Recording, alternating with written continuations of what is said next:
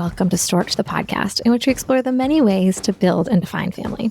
This is your host, Julia, and today's guest is Fiona, and we're going to talk to you about divorce.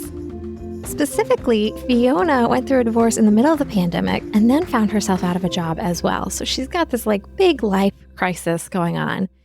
And she spends that time in deep reflection about what family means to her, the way in which the patterns of her family life growing up have affected her relationships, and also how to support and nurture her son through the transition from one household to two. And in that process, she created this incredible tool, this resource for families going through something similar called the Home Sweet Homes Journal. And it's basically this tool that supports a child as they travel back and forth between homes and allows the parents to really have insight into what's going on in that kid's life on a day-to-day basis. It's so beautifully done. It is beautiful pictures, gorgeous journal prompts, really a very special tool. And I think this is an important episode because in the past, we've explored the experience of divorce on the divorced person. So I've talked to people about what's your dating life and how do you blend families going forward? And how do you think about your vision for yourself and your family evolving over time? And we've had some great conversations about that, but we haven't talked about how does this shape your parenting? And how do you support a child who's experiencing the divorce as well? And we know that 50% of all marriages end in divorce. So this is not a small topic. This is a big topic that we have only scratched the surface of at Stork'd. So I'm really excited to introduce Fiona and Home Sweet Homes Journal. I hope you enjoy this episode as much as I do. If you love the episode, please share it with a friend. Definitely purchase the journal for somebody who might be going through a divorce or has kids who are transitioning between homes. And leave a review for Stork'd wherever you listen to podcasts. And finally, don't forget to sign up for the Stork'd newsletter. Here's Fiona. I am so excited to introduce you guys to Fiona. Thank you, Fiona, for joining us on Stork'd, the podcast, where we explore the many ways to build and define family. And you have had a family that's in evolution. And then you've written this incredible book, soon to be books, about the experience to aid other people in the process. So I'm not going to give a full intro. Tell us a little about yourself. Hi, thank you so much, Julia, for having me. I guess my story begins back in 2019, where I separated from my son's father. Later that year, I was laid off from my job, and then the pandemic hit. So it was all these things at once. And what that time when you're by yourself, I was single, unemployed mom, and I was like, what am I going to do with my life?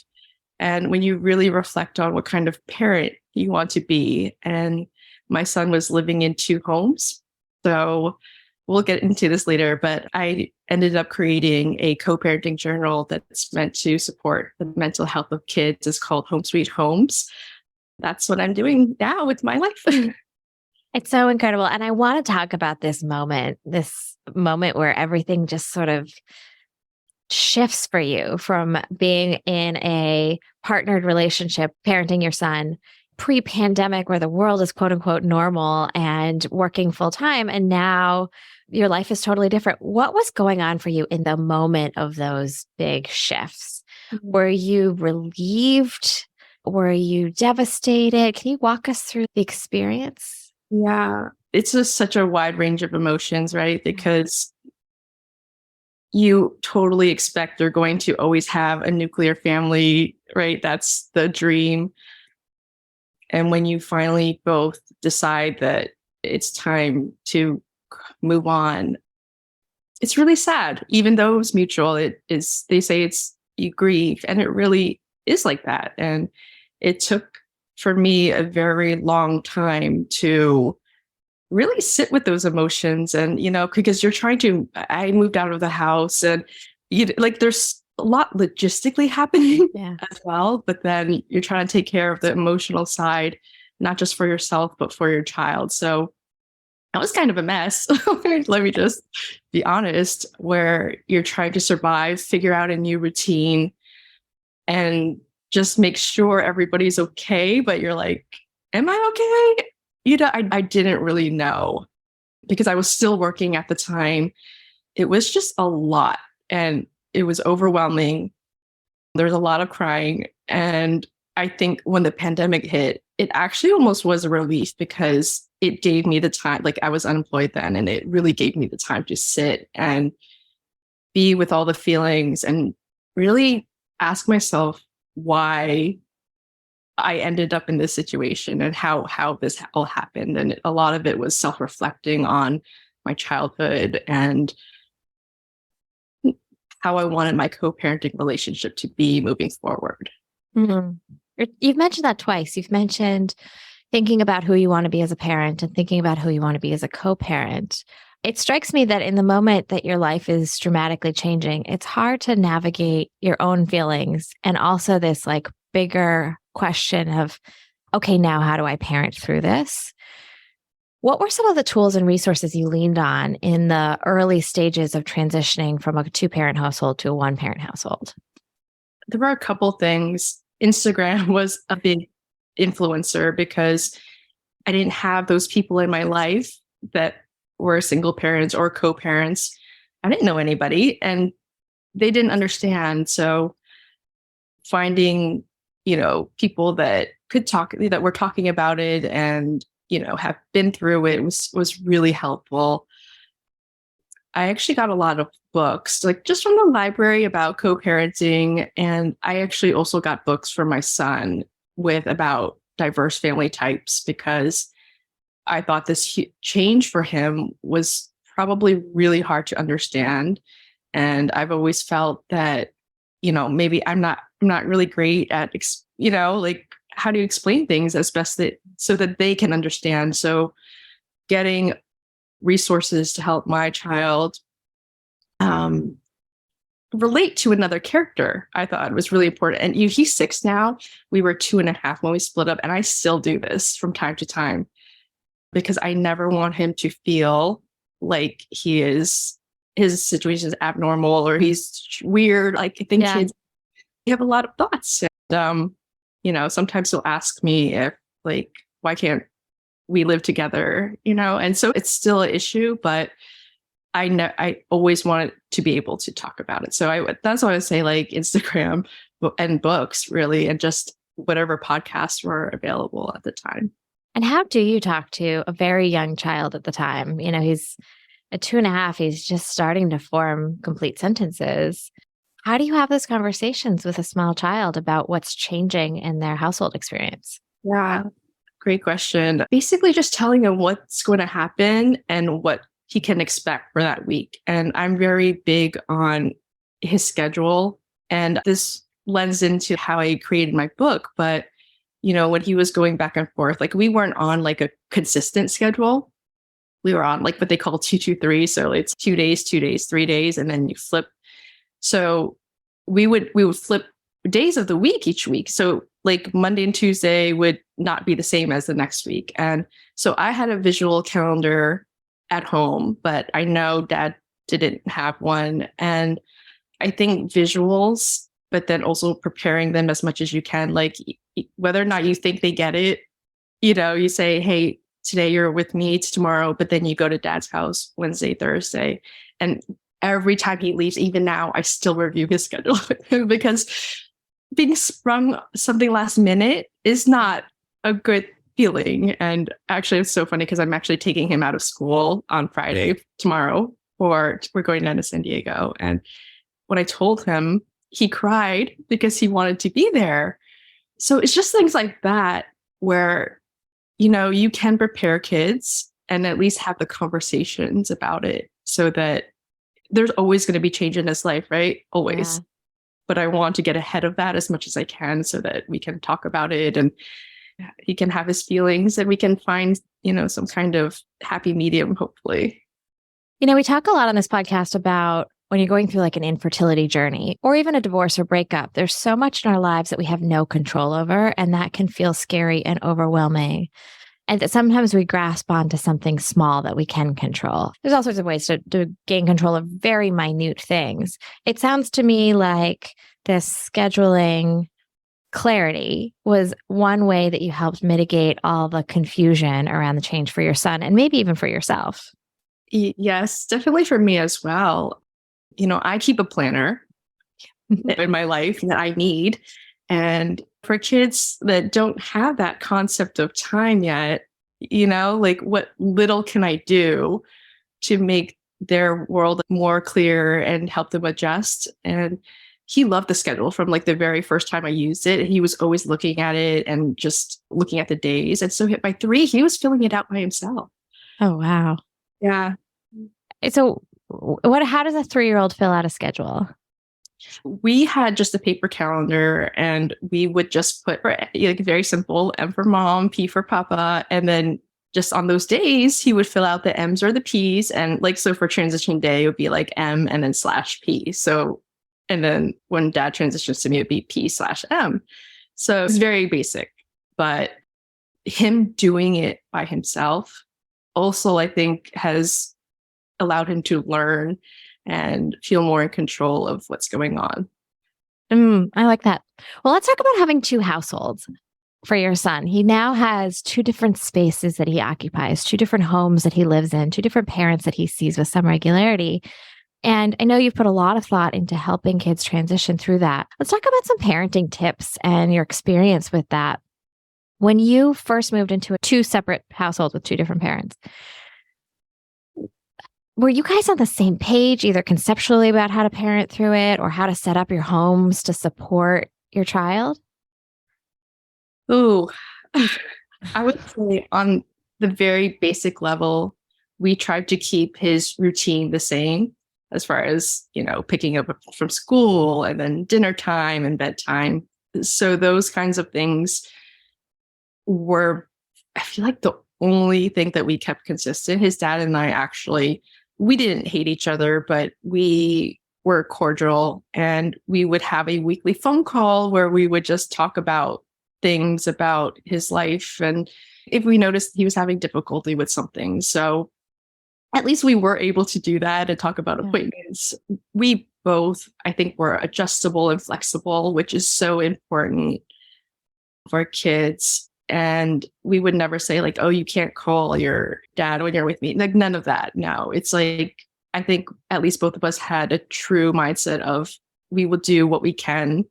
His name is Emil or Emil. Even we need to, we want to, because this is really hard for him. And at that point, he wasn't able to express himself. So I think, just having those open conversations with your co-parent, which I know many people. Yeah, I'm cringing at, and I don't have a co-parent, right? Like, as a solo parent, I don't ever have to deal with that. And like, just the thought of talking to some ex about something as important as my child makes me sick to my stomach. So how do you get over all of the big emotions you're having to have a face-to-face with an ex about something like your child's schedule and their well-being and what they're doing on a day-to-day basis? I gotta say, it was super awkward, going from being in a close, intimate relationship to kind of like strangers. And it's such a weird dynamic. Like, because most of the time, if you break up with someone, you're gone forever, and that's okay, right? Yeah. Yeah, it's great sometimes. Sometimes it's sad, but sometimes it's great. Having had a lot of breakups, I can say that. Yeah. So it was a year where it went on with us. It was kind of cold, and we weren't talking about personal things, and it was odd. Like, I didn't like it. I really was unhappy with the way things were. And I was like, can we keep this up for another year? One day I actually called him and I apologized for all the things that, I felt needed to apologize to him for.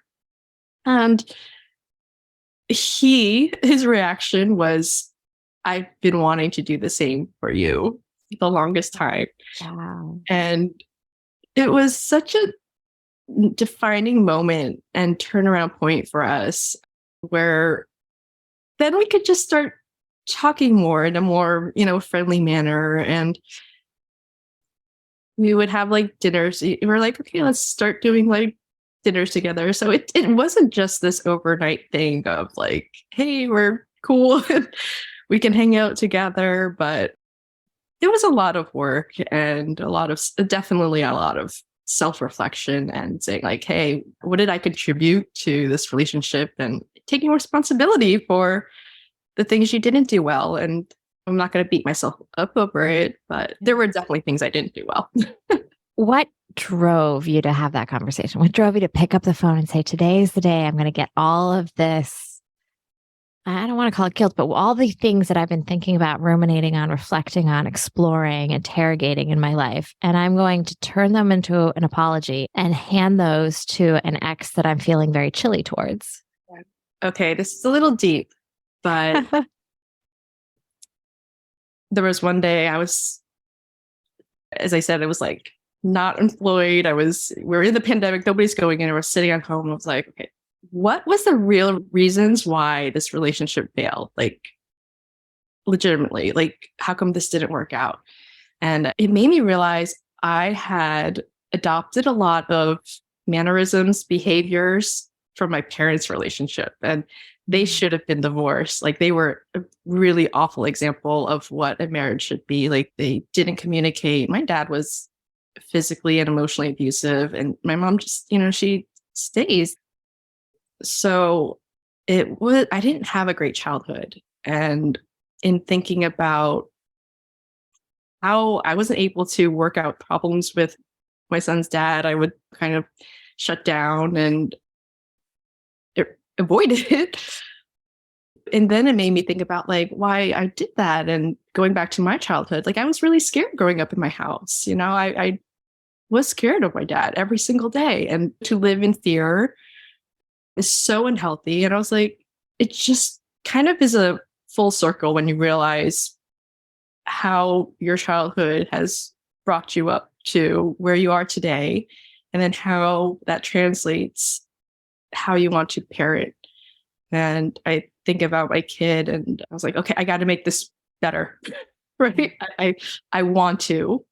My son's dad is not a bad person. He's actually a really great dad, but we will do better if we can communicate. And like, I care for him, right? Like, I care about his well-being. I want him to do well. I want him to be happy, because that ultimately trickles down to my son and back to me, right? It's all connected. So just understanding that whole dynamic of, your past and how it shaped you and taking control of what you can change has been really like, I'm really glad I had that aha moment in my life. Goes back to taking control over the little things or the big things in this case. So it strikes me that you have a vision for the kind of parent you want to be. You know the kind of parent that your parents were, or the kind of household that you grew up in. And it seems to me that you're very intentional about how you want to show up for your son, what kind of parent he needs, and the kind of parent that you want to embody. Tell us a little bit about your vision for great parenting. What does that look like to you? Yeah. Just really quickly going back to how I was parented, like it lacked connection, it lacked love. My dad has never said anything nice to me. He's never told me he loves me, like none of that. And even now, it's still affecting me, right? Yeah. No matter how old you are, your relationship with your parents is like the most important thing in the world. Like, and in knowing how much it affects you, this is why like I care so much. And that's why I started my business, because I was like, how am I going to give my child the best life in two homes? And it really begins with your connection with your child. He's away half the time, but there's still a way for me to feel connected with him. I can write to him. The things I say to him, they all matter so much. And it's knowing how I felt as a kid and not wanting that for my son is like what makes me so fulfilled in what I'm doing. I want to talk about what you're doing. I think it's so important because I'm watching you have a very real, very raw emotional experience in front of my eyes as a result of thinking about the kind of parent you don't want to be and the kind of parenting experience you grew up in. And in the midst of this, in the midst of all this heartbreak, when you have ended a relationship with your partner, when you have moved into separate homes, when you've lost your job, when the pandemic is just shaking up all of our lives, you said, let me help everyone who is going through a similar situation parent better. That's remarkable. Where did this idea come from? Tell us about the genesis of this incredible book and this incredible business. Oh, thank you. Sorry, I didn't know I would need tissues for this. Yeah, if you need a break too, I should have warned you in advance. No, I didn't mean to, but sometimes people cry. I'm glad we can, because these are these really real moments that I'm like, that I have with someone else. And it's really beautiful what people can do and how we can connect with each other. And So, that's what the book's all about, right? I mean, it's about creating beauty from a difficult moment, and it's about forming connection for and on behalf of your children. yeah. What started this was, as I said, my son was, I think it was 3.5 when I actually have the prototype. The prototype is right there. Do you see that little black book? Oh, it's so cute. I was And at it's so different than the way the book looks now, because the book right now is bold and colorful and like vibrant. I was at a dollar store, and I wasn't looking to start a business, which is the really funny thing, how ideas find you, right? And my son was 3.5, and he wasn't able to like tell me what was going on at dad's house, right? And you're like, hey, what did you do for the last like 4 days? And like, they don't know. And even when I had those calls with my parent, like, it's hard to recap like 4 more days of like, what did you do? Like, I don't remember, right? You're living in this like survival mode of just trying to be a single parent. So the communication was okay, but like, we weren't able to really fill each other in on our son's life. And I always say feeling like a part-time parent was the worst feeling. I didn't sign up for that. So I wanted a way to talk about, he was potty training at the time, like what he was eating, he was experiencing new things. Like, kids go through milestones so quickly, and it crushed me to miss out on that, right? Yeah. Yeah. If he goes somewhere new, if he tries a new food. So I was like, I saw that mini planner. I was like, okay, I'm going to get it. And I'm going to ask his dad to write in what they did on a day, like a sentence or two, and I would do the same. And we would use it as a shared journal diary, like informational tool. And the first time I got it back, I was like, oh, like getting to know like what he would, if he had, what he ate for dinner, what he getting updated on his potty training. Like, it was just so helpful. Like, Yeah. just feeling included, but it was legitimately helpful. You know what I'm hearing a little bit is they always talk about parenting as the longest, shortest time. And the shortness is that, like you said, they go through the milestones so quickly. And the longest is that in the moment, minute to minute, hour to hour, second to second, sometimes you're in the minutia, right? You're in the minutia of, does he like peas today or not? Does he want to potty train today or not? Is he excited about this stuffed animal or that stuffed animal, or this kid on the playground or that kid on the playground? And so the joy comes in the very small things. And what I'm hearing you say is that by creating a journal, you were able to reconnect to the minutia and engage in that type of parenting. Yes, you summed that up so well. That's exactly what it was. That's really these little moments that are so special. And being able to record it and still be a part of it, even though I wasn't physically there, it helped. It really did. My son lost his first tooth while he was dad's, and I was like, I wasn't there, but it's in the book, and he circled out like how he felt and how he's happy, and it's so, given the situation, it's the best it can be. How has the book evolved from this first prototype where You're using it as a tool for you and your partner, your parenting partner, to support Emil, to support your son, and to understand what's going on in his life. Now it's something that all of us can use if we need to. Talk to us about that little journey, that arc. So that basic planner was really just a date and a box. So it was very simple, but it led me to think about what other features I'd want for co-parented kids and his mental health. Obviously, I have mental health issues, and just this is such a big thing in this day and age, right? Knowing how they're feeling. So each day has not just their calendar of today I'm going to be with. So he fills it out like mom or dad. And sometimes even if he stays with his uncle sometimes, but then there's 5 faces for each day, and he's able to reflect on his day and circle it. And we've been journaling in this journal for 2 years now. So at the end of the day, when we come together, he'll circle a couple faces and we talk about what made him sad, or why did he cry today? And that has been one of the most valuable things, to have a little child open up to you and be that trusted space of, hey, I'm going to tell you whatever it is that's on my mind. He cried one day. There was he didn't win a prize at school and he was sad. So it's no matter how minor it seems, it's still the world. He didn't win a ring pop at school.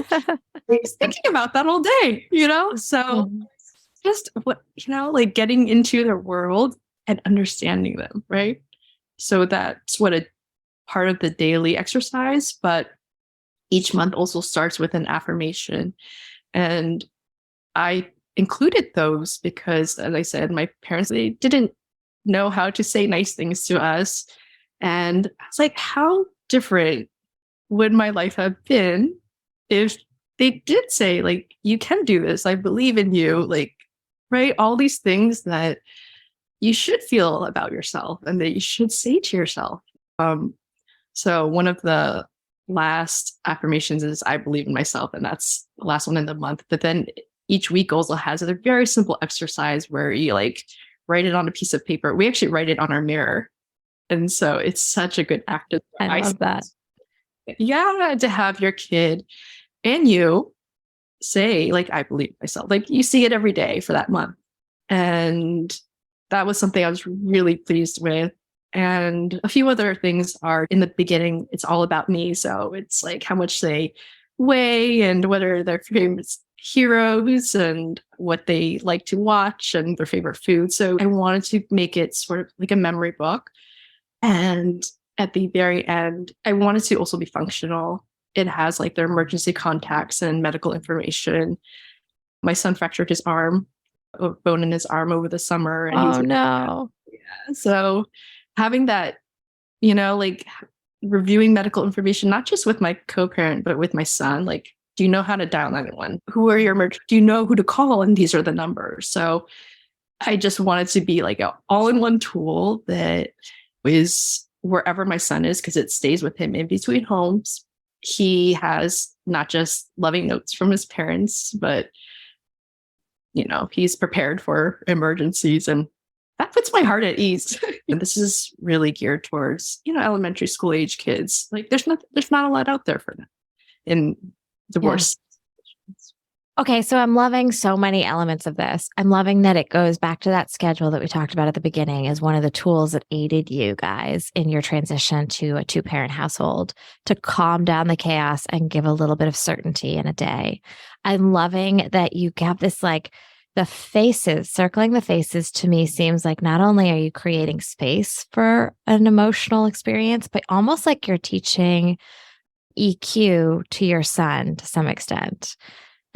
And I don't know about you, but I find the burden of raising sons in a world where historically men haven't had access to their emotions in the same way that women have been given permission to have access to their emotions is a really hard thing to do. And in some ways, you've created a tool to teach kids that emotions are okay.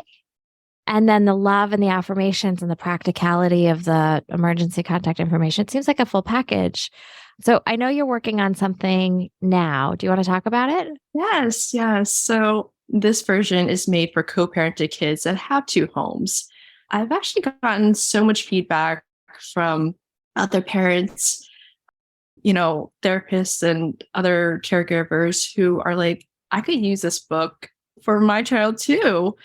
So I am going to adapt this version to be available for any child and any family. So this is families under one roof. Foster kids, I've gotten a lot of comments on that, which I would love, and truly single parents that don't co-parent, and basically anyone else that, that don't fall into those categories. It will be mostly the same content with all references to two homes removed. It'll be replaced or updated with something else. So that's my next venture. I'm actually going to run a crowdfunding campaign to start. And I'm so excited that the reception towards this has been really positive and that people are willing to do this. I'm actually finishing up my son's 2022 book. I know, we're way into 2023, but I add in little mementos, little photos. I wanted to show you his. It's like a scrapbook at the end. Oh my God, it's beautiful. Yeah, so it's hard to do because there's just so little time as a single parent, but just flipping through this, I'm like, his drawings are in here, and so we have talked a lot about the book and about your supporting your son's transition to a two-parent household. We haven't talked as much about supporting your transition to a two-parent household, and there's two things I want to explore. One is, and we've talked about this one before, one is the concept of being a single parent for at least 50% of the time. So you've gone from likely seeing your partner every day and having them help in the day-to-day moment. And so you've got a partnership and full-time seeing your son every day. Then you go to the situation where you are parenting on your own 50% of the time. What was that experience like? Gosh, it's so difficult, I would say. And we did a 50-50 split. And that is, for me, it's good and bad, right?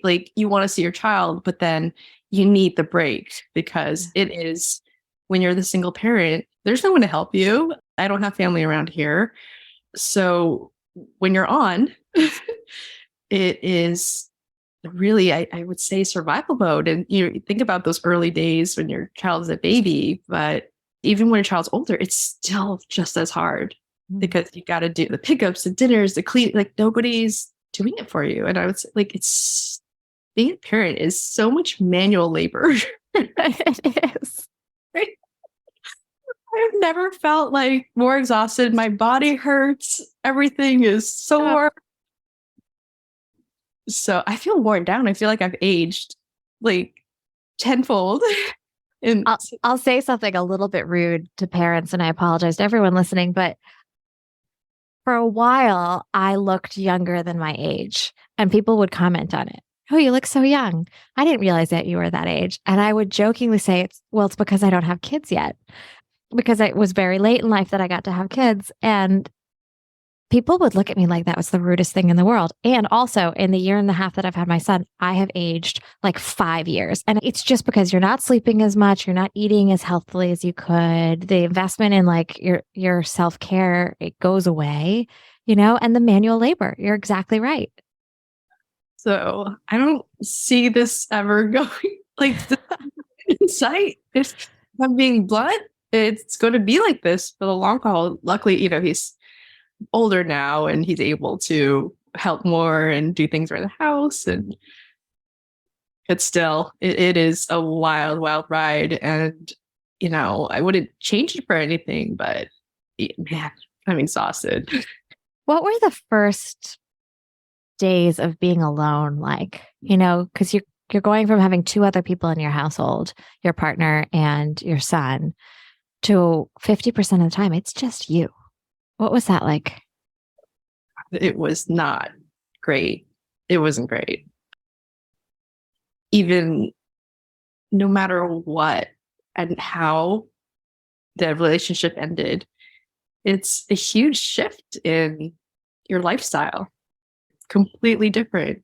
And no one can prepare you for that, right? Like the void of not having your child there with you to kiss them goodnight. You think you're going to kiss them goodnight every night, say hello every single morning, right? Like, wow, it's even now, I'm so busy where, I don't want to say like I don't think about it, and I'm more accustomed to this lifestyle. And it took a very long time, but it still hurts.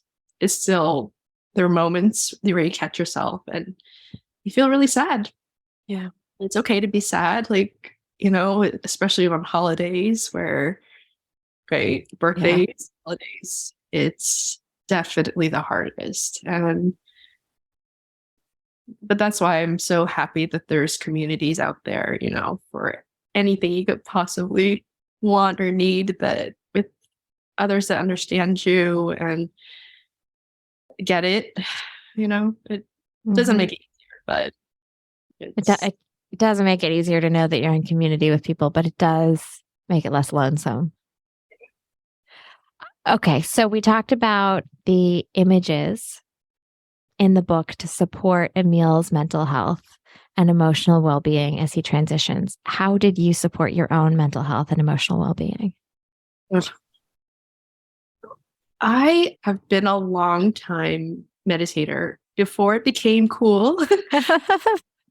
Yeah, so it's been, I don't even know, like over 5 years now.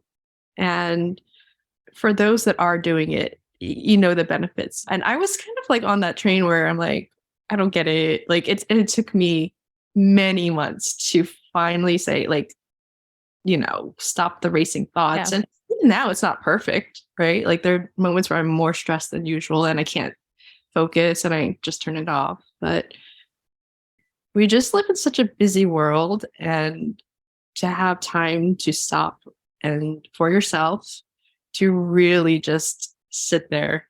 Like, when are you ever just like sitting there? Find a great meditation practice. And it's kind of like dating, finding the right style and the right person. I really like Sarah Blondin.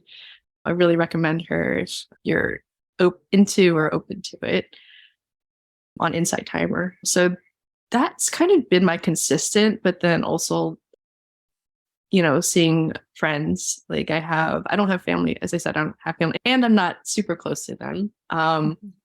But yeah, having people that, you can just talk to and take your mind off things for a little bit is. Yeah.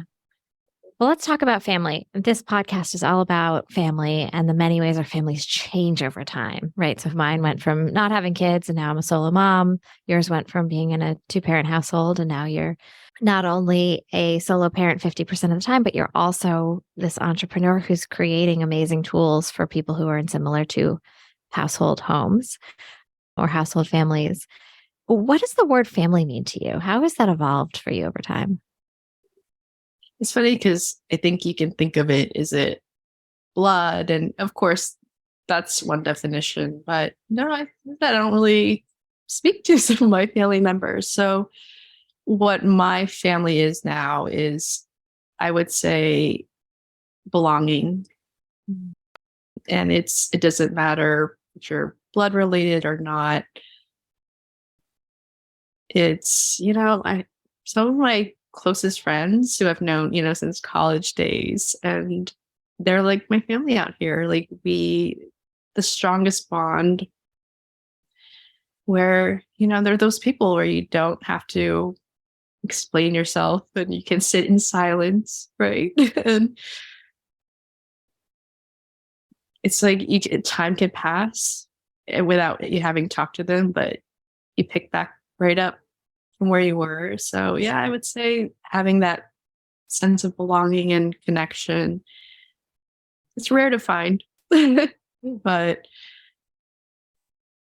it's truly the most beautiful relationships. And even his dad is still my family.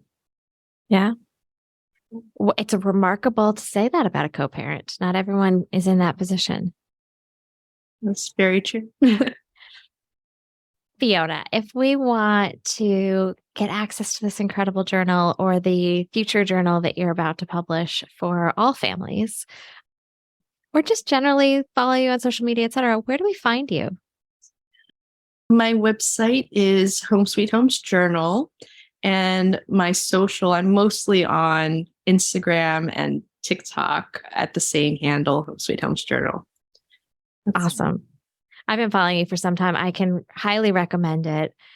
You have great tips and advice for people who are in separate homes and raising kids that way and going through separations and divorces, etc. And I think you've just done something really special for everyone. So thank you for that. Thank you, Julia, so much. I really just value your perspective on and sharing and welcoming and teaching everyone about diverse family types. Thank you for listening to Stork'd with your host, Julia Carroll. This podcast is changing the conversation around the ways people define and create family. If you like what you hear, please support us by sharing with friends and following on Instagram at Stork'd_podcast. We also always appreciate it when you rate and review us wherever you listen to your favorite podcasts. For more information, visit storkedpodcast.com to sign up for our newsletter. That's STORKD podcast.com.